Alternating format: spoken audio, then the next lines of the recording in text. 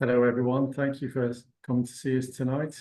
My name is Peter Taylor. I'm Leslie Clark. I'm also the chair of the London IIRSM committee.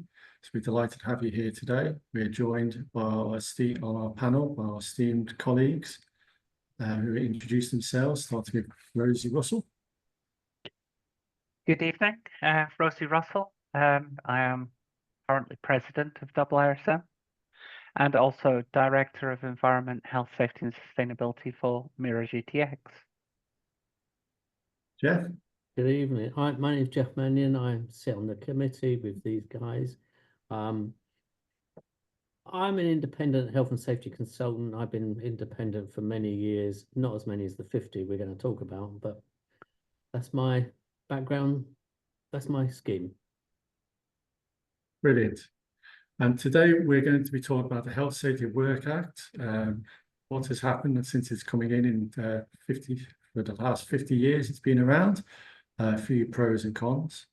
If you can put your questions into the chat box, then we'll get to those at the end and try and answer as much as possible.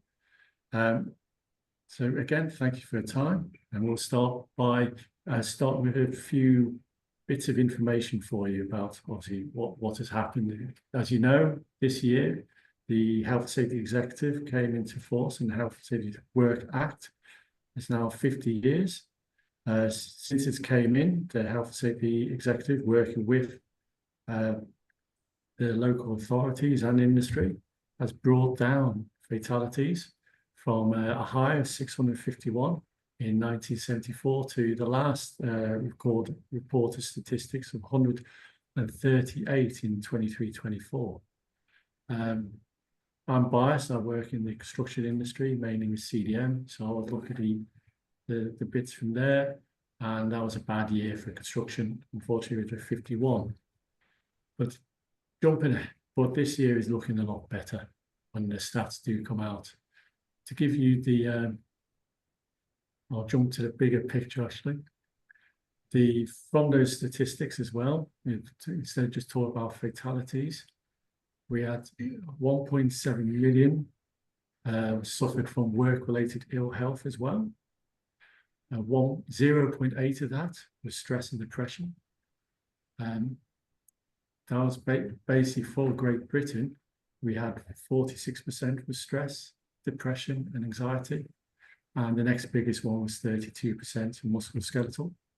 Again, talk about construction, you can see how it changes depending on sector. That was flipped. You had 52% musculoskeletal and 18% stress, depression, anxiety. I've got some more statistics here, but what I'll do, I'll save them for as we go along.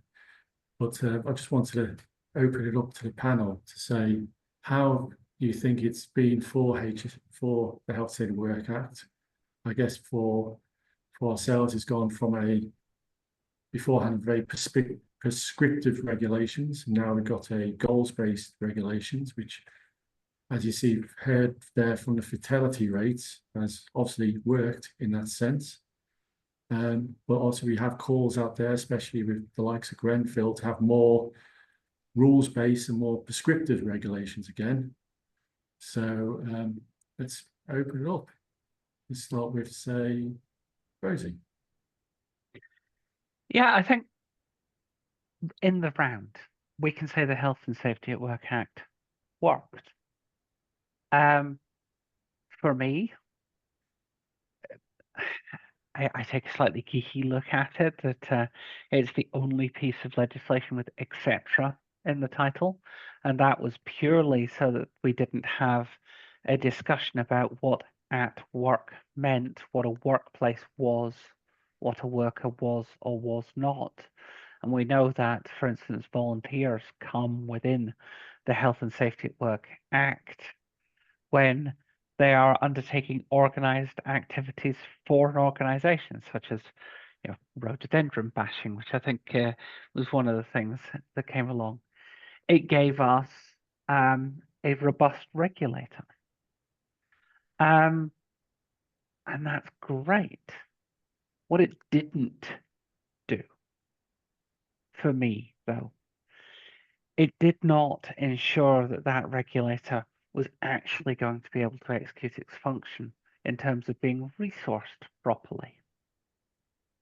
And we've seen that in recent years with the resource being drawn back, and I think that really has harmed health and safety.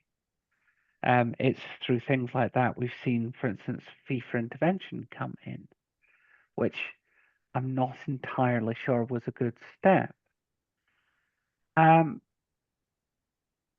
But overall, I think the Act has shown that broadly compliance works, and that's great. And we have reduced harm in the UK workforce, and I celebrate it for that.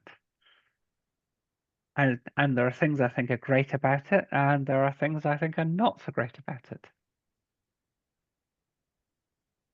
Can we Brilliant. just get back to the basics? This is the health and safety and welfare in connection with work and control of dangerous substances and certain atmospheres into certain emissions into the atmospheres. It's very big, the broad structure of this thing. I came to it really quite late. This is my sort of second occupation. And so I've become more aware of this over the years. I knew about it going back into when I first started work, and they just talked about it and said, yeah, you got to do this and that. They didn't do anything. Now we're somewhere further forward. One of my big bugbears is I don't think that the fines are still high. When you look at some of the cases that come out, some of the fines are very low compared to what happens if you rob a bank or you take money from someone. So I still don't think this has a major impact. I think there needs to be more, and I think we can do more. I know something's going to happen, I believe, in June plus this month coming forward. I think we're starting at something like £20 million as a company or an organisation. The fines are going to be increased. But so far, the fines are pretty tiny. So is it effective as an act?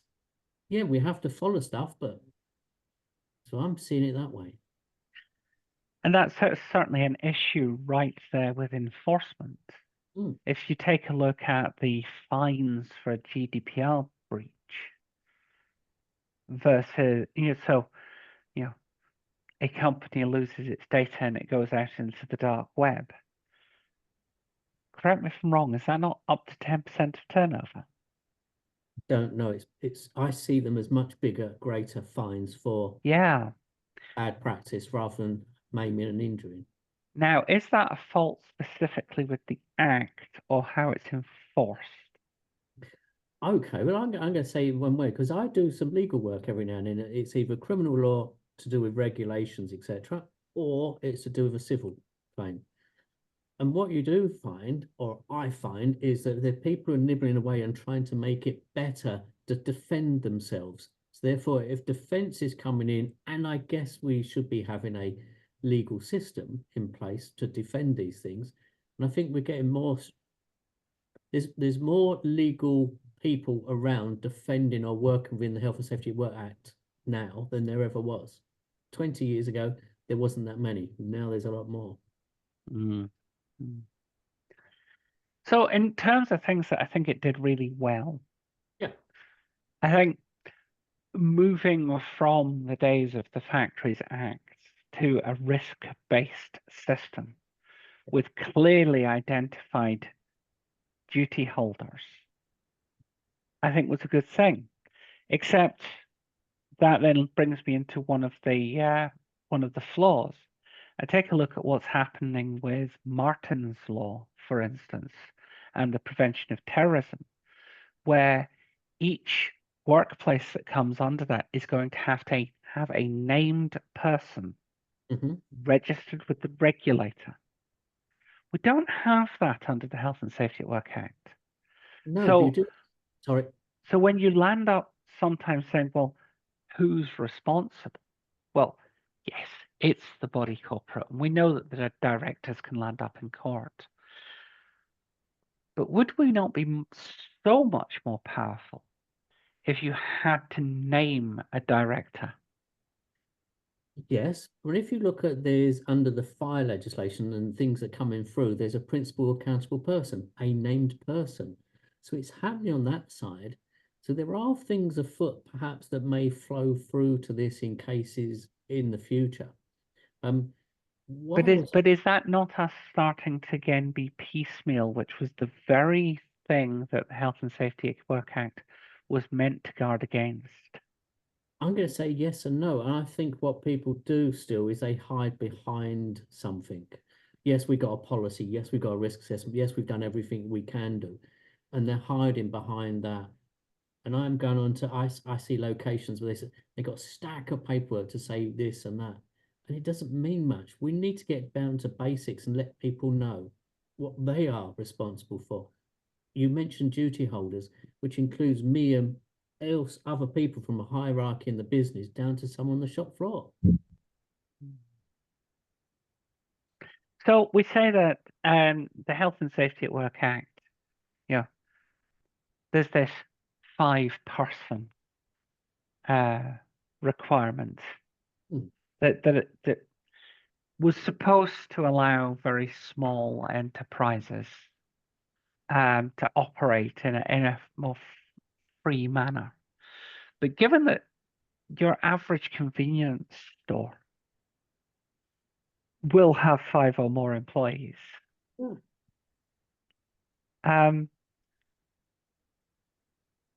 in reality, it's very difficult for a duty holder to know what they should be doing. Yeah, well, we've got law posters. The current law poster is quite simplistic in terms of how it lays things out. The previous law posters going back 10, 20 years had a lot of words on it that meant nothing. I think there's still this in one way, there's still people who scare the bejeebers out of you when they talk about health and safety, and it shouldn't be that scary. It's got to be simplistic, that's going to work for the big corporates who have lots of different infrastructures to small corner shops. That's what it's supposed to be, though. So we have the management regulations that say you've got to have access to competent advice, and that was there to expand on the requirements of the Act. But nowhere are we defining what competent advice means. I've got my fingers crossed there because that's what I do most of the week, provide competent advice. And I do have limitations. There's some fields that I don't work. I don't work in the railway industry. I've got limitations. I'd say that the reason for that is you can't, because every industry is different. So we get that even with construction. It's just it is one sector. But to say what's competent for a retail fit out job is totally different to what's competent for an infrastructure project. So you try and write that down, which they've done in the past. So you do have accreditations out there that are meant to show what is competence. It's not going to fit one size fits all. So you put that into regulation, you can't, because hence that's the flexibility the Health City Work Act allows you to be proportionate.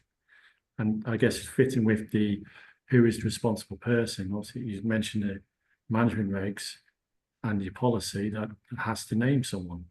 So they don't have to be registered with with a regulator, but you do have to name someone. Someone is meant to take charge. So those things are there, I would say. And the Health City Work Act, I like the fact that it is flexible, because you can't, whenever you have the regulations and they try to be prescriptive or try and tell you what's right or wrong, inevitably you either be too much for one or too little for another. Yeah, but that also is a get out in if you take regulations, because most of our legislative process under the Act is not prescriptive. There's only a couple of areas which is really defined regulations, particularly work at height, defined, and with pure there's a bit of definition. Most of it is risk-based, and perception of risk becomes an anomaly then. I've been on recent occasions where some people are scared of issues compared to how they should be. Scared of using a particular printer because I'm not competent to use it, but they're quite straightforward kit. Not dodgy, but then again, you get dodgy kit that's hurting people. We've got to get the balance. Yeah, but I don't think prescriptive regulations will help that. Because that's the whole point of the Health City Work Act, was to get rid of those prescriptive regulations, which didn't stop. Okay, I see you. I see see where you're going. But if you take some of the locations in Europe, they do it. There's more prescriptive legislation. In America, it's completely woolly, and it's all over the place. But it can be worked. I'm not sure if it would work because we, as a Brit, UK based, we tend to follow the rules. We are rule abiding, the majority of us. But I don't know really. I when I look at some of these things, I have to pass them through my mind. I sit on the fence quite a bit of the time because I can't say yay or nay. So in the Act, it says that we've got to do what's reasonably practicable. Yeah. Okay. And we actually had to defend that against the European Union because they objected to the words or the word reasonable. Now, the UK won that case. But then as you go through the Act, you find in section 40 that the onus of proof of reasonable practicability lies with the person who is potentially defending a case. So we turn the innocent until proven guilty on its head with the Health and Safety at Work Act. You know, the regulator brings a prosecution saying you have not done all that is reasonably practicable. And it's not for them to prove that you have. It's for you to prove that you have. That strikes me as a potential anomaly in British law. Agreed. Now, if you look at some of the cases, and I was flicking through some stuff before we chatted tonight, and it would appear to me that there's more cases being brought against organisations and individuals under the Act rather than a regulation because of the generalised duties of the Act. That's a useful thing for the authorities, and you could argue, again, with your fees for intervention is putting money into the coffers of the government. But we need to, again, look at the balance side of it. I mean, for me, don't get me wrong, I think it is useful that you have that onus that is put on the duty holder. But I come back again to this thing of named duty holders, is I honestly don't think that a lot of company directors truly understand their responsibilities under the Act. I'm partially with you. What some of them do, some of the big organisations might have a named, say, board director or senior director. All they're saying is, I give it to the safety guy. I've got a safety manager to do that. I've got this other person who does, and that's how they think. It's sort of slopey shoulders. It's their mindset of discharging their duties, or they contract in someone like us to do things because they think if we're giving it over to him or they or whoever, they must know what they're talking about. It's not always the answer. So where do we think that the Act is weak? Oh, I'm not sure. See, I mentioned the Act a moment ago when these prosecutions are happening to more individuals. On one side of me says this is good, but on the other side is, are we leaning too much into the Act or into regulations? And that's where it becomes a bit, for me, not straightforward. I am not a lawyer. The only law bit that I had to do is part of my education for this. So I understand certain functions. And then sometimes when you're sitting in front of and I have done this, we've done cases before things happen. And sometimes some of the words that they're being used by the legal people, I'm thinking, I know why they're trying to defend it and they're trying to do different things, but they're seeing it as something new. I don't think this is a new piece of legislation. I don't know if it's going to work forever. I don't know if we need to review it. That's not for me to say. What I find is where the regulations are there and we can work with the regulations as is, we should be able to push this forward, make it better. We are seeing it better. one more point on this one. We are seeing it better because the numbers of incidents and accidents are coming down, and we do have this risk assessment, risk approach now. Yeah, but are they still coming down?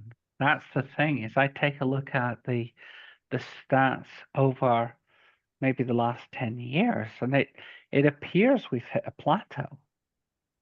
Has the Act run its course? Is it actually able to help us reduce harm yet further? Right. Okay. I've got something slightly different to that. There's Road Traffic Act. There's road accidents every day, and the numbers are horrendous in terms of the fatals that happen per week. Now, the general thing is in the morning there's a rush of traffic, and in the afternoon there's a rush of traffic. Is it these accidents happening? Are they caused by a white van man? No disrespect to him, because we need the white van man. Is it due to a truck, a lorry? Are things being taken and prosecuted under the Road Traffic Act rather than the Health and Safety at Work Act? Is it being used in a different direction? And I think probably comes down to an earlier point about the resources for the HSE. Hmm. And then you've got to take a step back and look at a political side of it. The money obviously comes from our taxes.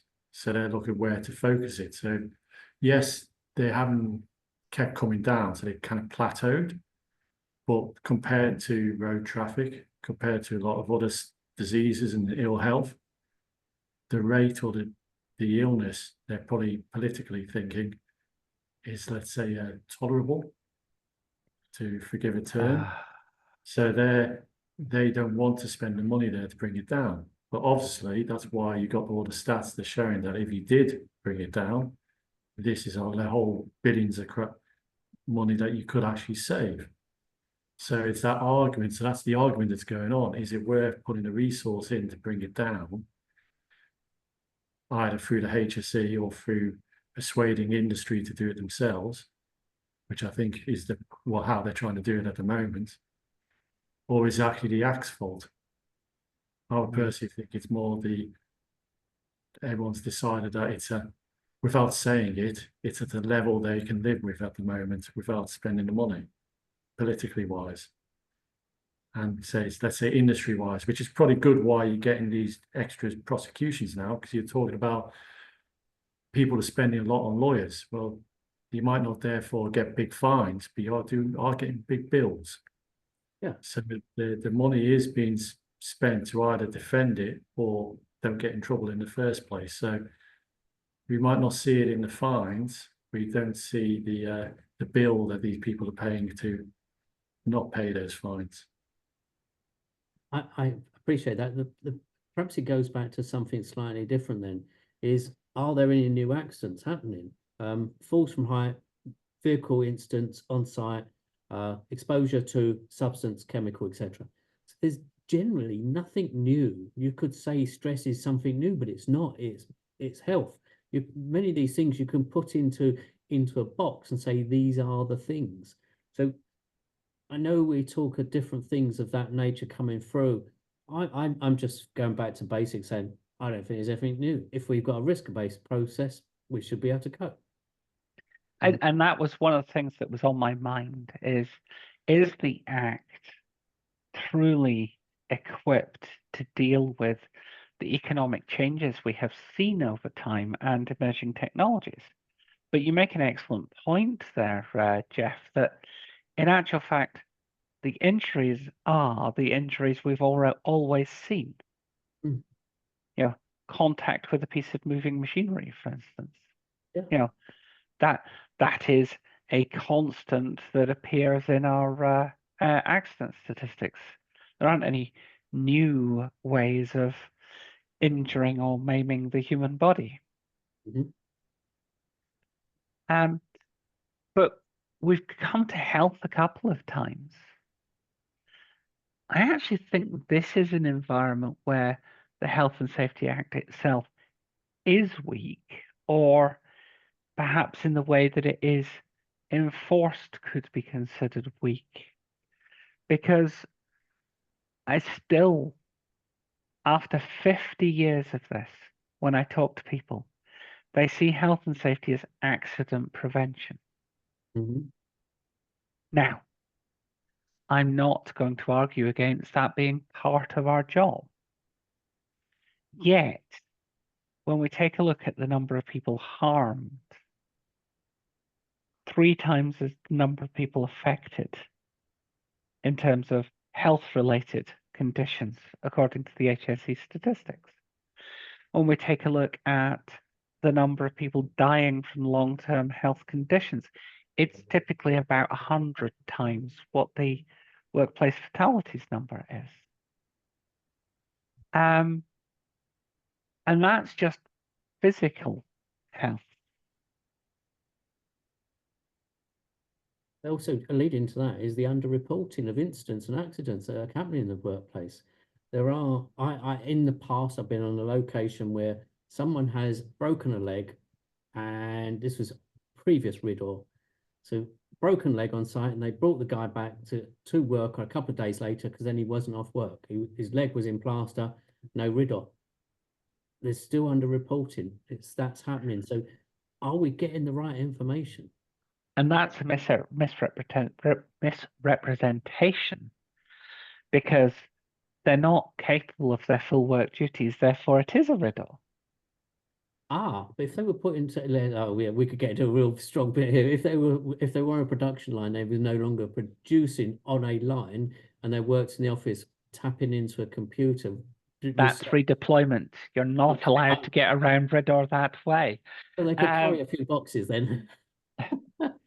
You know, that, but again, that there says, is there a flaw in the Act? Because it does not seem to have addressed health in the same way. We could start talking about mental health here. And there's certainly a school of thought that the Health and Safety at Work Act was never intended to get involved in people's mental health. Again, I go back to my Road Traffic Act. There's things like that. And if you go back to the original core of the Act, it's certain emissions into the atmosphere. Dangerous substances. I know we've got regulation, dangerous substance act, the DSEAR regs. That leads into fire, that leads into environmental, which is 2 separate pieces of legislation. And actually, fire leads me straight in there to, whilst fire is regulated separately, the Health and Safety at Work Act relies to a high degree on employers to self-regulate. And that, to me, is like letting the fox look after the chicken. Which is why you have to reverse burden of proof. Make Mr. Fox prove he didn't eat the chickens, rather than you prove he ate the chickens. I didn't say I necessarily had a problem with it. I said it just seems to be an anomaly in UK law. Which I think is probably the reason for those sort of anomalies. You've got the similar things with the Building Safety Act and building regs now. You've got to prove that you've complied with the regs rather than someone prove you broke them.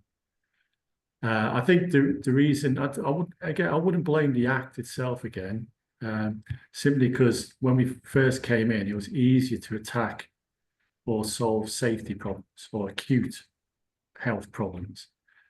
So it's evolved over time. That's why you get more statistics now on health, mental health, and the likes. But also we've got to realize that because we've had all the same accidents there, if you look at the same, when I was talking about the musculoskeletal disorder is the biggest one, ill health in construction, all the same things that cause non-fatal injuries in construction are the ones, if you think about, would cause a musculoskeletal illness, falls from height, trips, lifting heavy objects. So in theory, if you just solve them, you get rid of half of the ill health, theoretically. And this is the thing is, in 1974, when the Act came into place, traditionally you went to work for an employer and you were pretty much there for life.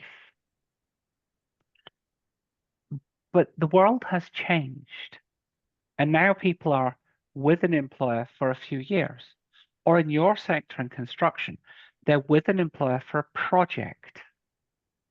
Now, if that's a big project, a big skyscraper, they might be on the job for a year or two, and then they'll move on. But because they're moving from employer to employer to employer, there is no continuity anymore in terms of the health protection bit that we're meant to be doing here. Yes, we're meant to be providing occupational health surveillance for people. But even then, there is no standard in terms of record keeping between different occupational health providers. Your occupational health record does not move with you from employer to employer. So there's no continuity of care there. You reset every time you change employer. And whilst that's fine if we're talking about accident prevention, because that's contextual to the workplace, when we're talking about the health of the worker, we are now very disjointed, and I feel not well served by the Act. Okay, Probably, sorry. I was going to Pete. say that's probably where I'm looking in a sense. We've got construction had the same problem. So you had we brought in the welfare regs to try and show the employer how to do the Health Safety Work Act in your workplace, but the workplace changes all the time. So they made the CDM, which came from the mobile workplaces.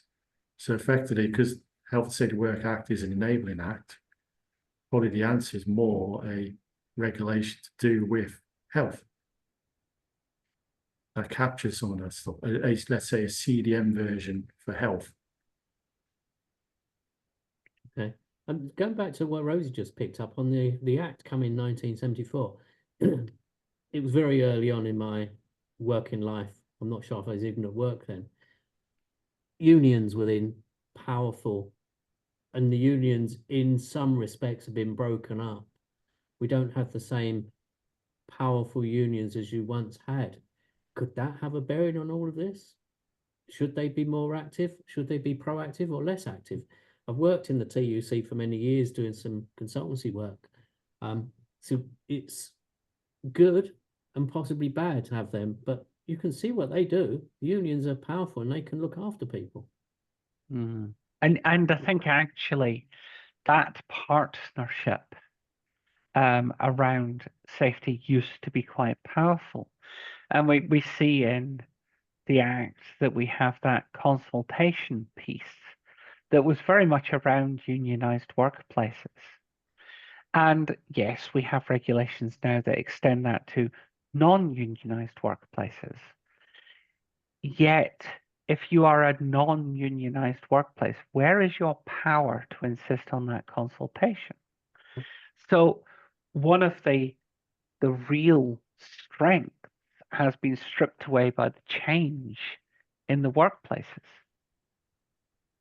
Yeah. So employees are no longer as involved.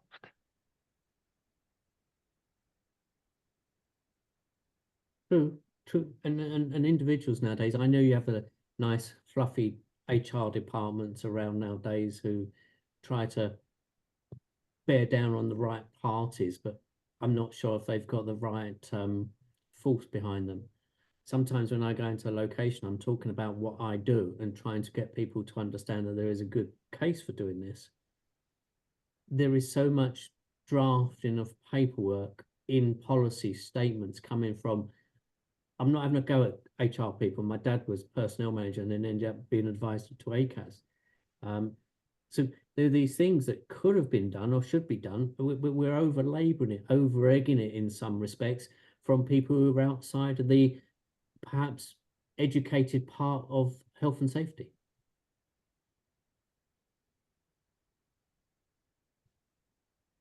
Again, I go back to our point about resources for the regulator. And it's resource. So I wouldn't blame the Act. It's more that industry, the governments, the public at wide don't want to spend the money on it. So are we blaming the accountants? I wouldn't even blame the accountants. I'm sure they're apologies, any accountants on here, but I'm sure they're the ones in a high anxiety and stress and the likes. So compared to some other works. Ultimately, it is a different playing field nowadays. We have people who are more adept to doing things. We have access to things like Google. You can put on a question, you can get an answer pretty rapidly. We're talking about AI that's coming into place nowadays. You can go to ChatGPT or whatever one it is. You can go online, you can ask a question, and it can produce you a risk assessment. Is that suitable? Is that sufficient? Is that going to be meeting the act? Has it got knowledge? Because at the moment, as my understanding, they search the web, the chat thing, to come out with a best answer. Is that going to affect the act? Do we need to think more about that for the future? So there's the question. Would having a new health and safety at work, etc.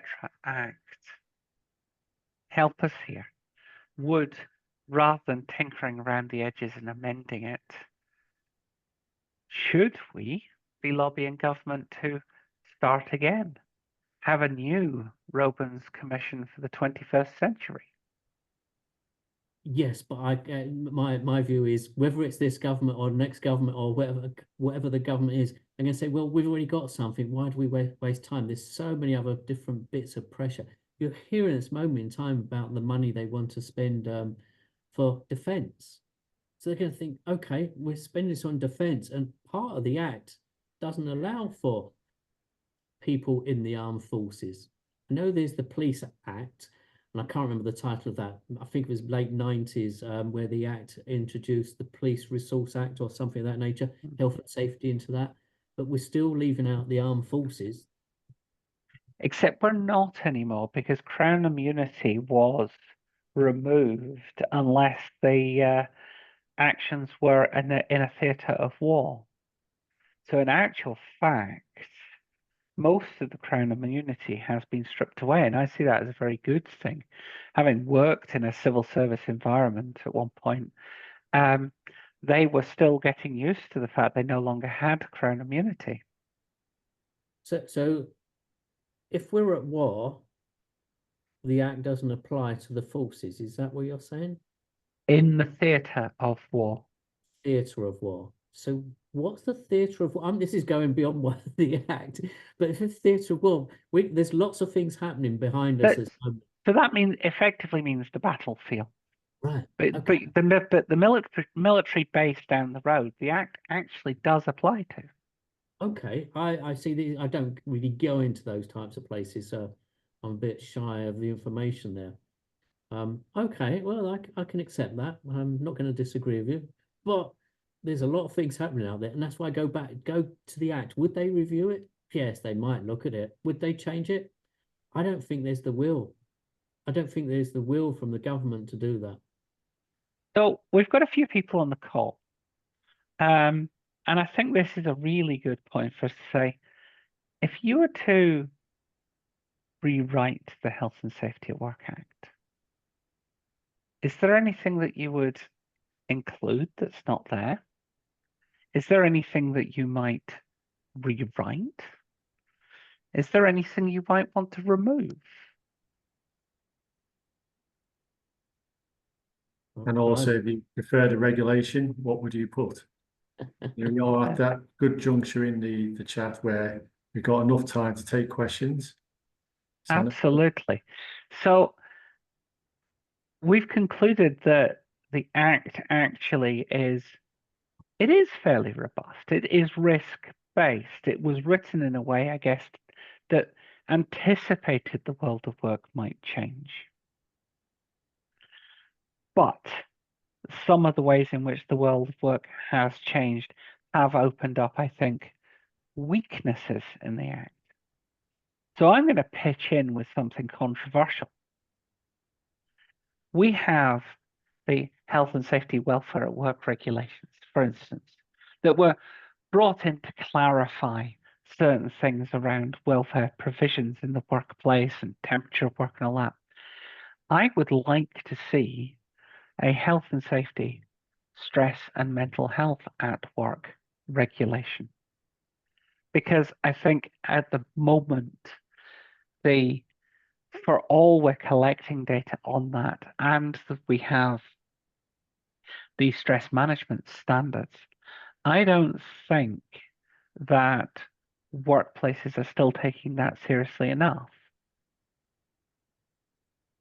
Yeah, I'd be tempted to go something along, let's say, a worker welfare or well-being regulations, Yeah. but what's similar to what you get with lead and asbestos, where you Yeah. have to, as you move along through employers, the record has to move with you, Yeah. exposure and the likes. So it's some That, way of recording your well-being or factors that affect your well-being through your working life. so you could, if it was a well-being regulation, we could include occupational health in there to make sure that your occupational health record truly moves with you between employers. Yeah, and then that sense would also help in, say, construction, where people are bouncing around projects. So they'd have to try and make it simple, or else it'll become a nightmare bureaucracy, as it were. But it'd be like I guess, a health passport or something of the likes. So every Yeah. time you clock on, you start recording certain things for that job, that employer, make it their responsibility to record it, so that gets their interest. And therefore, that data then could also probably be flown into their NHS and the likes to help predict what they're going to need in the future. Certainly some ability to link occupational health to your NHS record, I think would be supremely powerful. Now, do we have any questions from those on the call yet? We had the one which you've asked the same question, was basically how would we change it? My personal view is I wouldn't change it. I would use it to make a regulation that fits, because regulations can be changed a bit more easily and they can be updated more easily to suit the current circumstances. Whereas the Act itself, its driver is to reduce risk. That's the overall driver in there. There's bits and parts to it to help it work, but that is its base. And that, I think that should always be, what is risky depends on the industry, but the driver is to reduce it as far as you can as you go. So the overall aim is still sound. And so if I've worried if someone tinkered with it, they'll start trying to take things out to get political points, or add things in to get political points. And you let the politicians get hold of it again, it'll go horribly wrong. So and that's where, if you were going to review it, it would have to be done on a Royal Commission basis, cross-party, independent, no room for I wouldn't even trust that, to be honest. But so high is my trust in the political system at this moment in time. Yeah.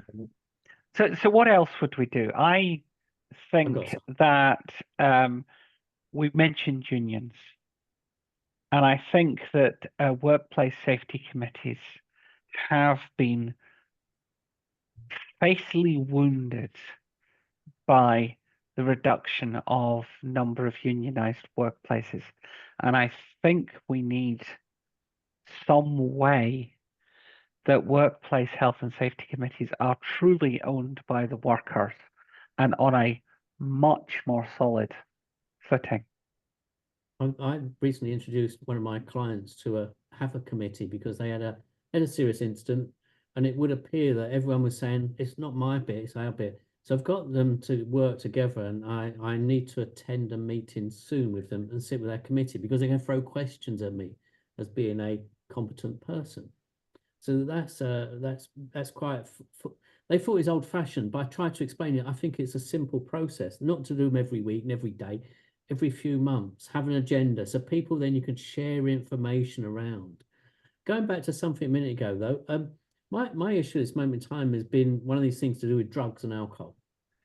I know we can go to a pub and you can buy a pint, etc. You can buy a drink in the local supermarket. It's easily accessible.